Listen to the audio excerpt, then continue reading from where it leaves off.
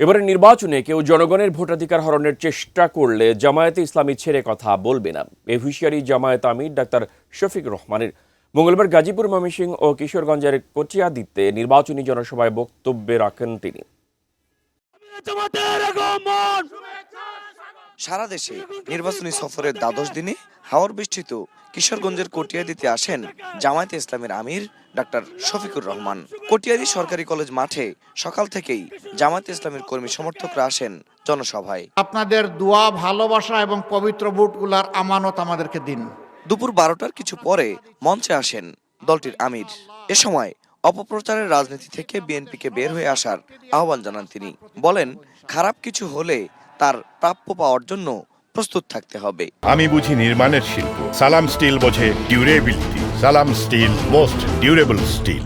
একটা রাজনৈতিক সংগঠন এই সব কিছু স্পষ্ট হওয়ার পরেও এইটা নিয়ে তারা এখন ব্যবসা করছেন।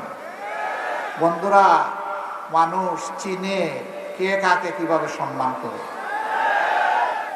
উত্তর থেকে দক্ষিণ, পূর্ব থেকে পশ্চিম, দেশের যে প্রান্তে জামায়াতে ইসলামের আমির ডক্টর শফিকুর রহমান যাচ্ছেন, তিনি বলছেন আগামীতে বাংলাদেশকে পরিবর্তন করতে হলে থাকতে হবে হ্যাঁ ভোটের পক্ষে। তিনি বলছেন, যে সরকার গঠন করুক, যদি হ্যাঁ ভোট না জেতে তাহলে 18 কোটি মানুষ জিতবে না। এ কারণে 18 কোটি মানুষের বিজয়ে সামনের নির্বাচনে দরকার হ্যাঁ ভোটের বিজয়। পরে ময়মনসিংহের সার্কিট হাউস মাঠে জনসভায় যোগ দেন জামায়াতে ইসলামের আমির। বলেন, যারা এখনই জনগণের সম্পদ লুণ্ঠন করছে তারা ক্ষমতায় এলে বাংলাদেশকে খাবলে খাবে।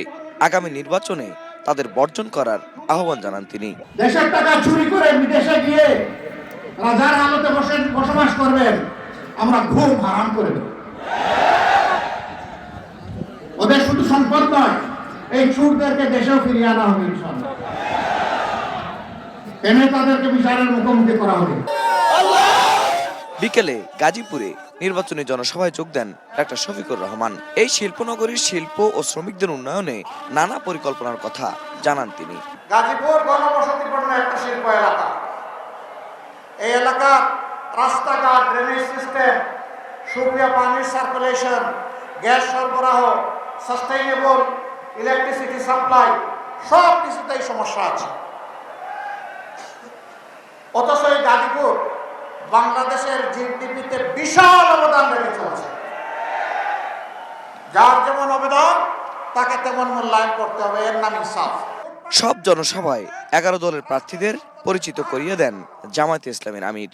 আমরা 11টা দল এক হয়েছি, আপনারা থাকবেন আমাদের সাথে ইনশাআল্লাহ। Ferdous Rahman, ATN news, Gazipur.